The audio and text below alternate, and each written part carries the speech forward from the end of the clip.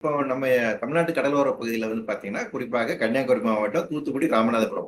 இந்த பகுதியில தாது மணல் இருக்கும். நம்ம பீச் சாண்ட்ன்னு சொல்றோம் இல்லையா? கடலோரத்துல இருக்கக்கூடிய மணல். அந்த மணல்ல வந்து பாத்தீங்கன்னா, மோனோசைட் அப்படின்னு சொல்லக்கூடிய ஒரு கனிமம் வந்து இருக்கு.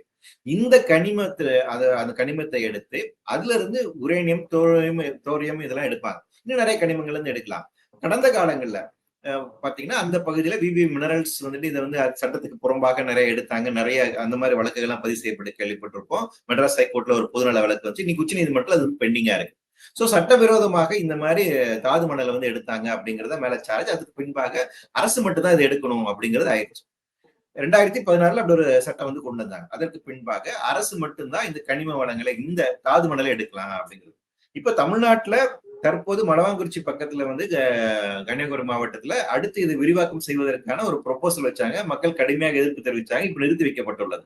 அந்த திட்டத்திற்கு கருத்து கேட்பு கூட்டம் நடத்தாமல் நடைமுறைப்படுத்த முடியாது. இப்ப இந்த சட்ட திருத்தம் வந்ததுனால இன்னைக்கு அந்த பகுதியில, நம்ம கடலோர பகுதியில கனிமங்களை வெட்டி எடுப்பதற்கு அந்த பகுதியில கூட எந்த மக்களுடைய அனுமதி தேவையில்லை. அதான் ஆகப்போகுது.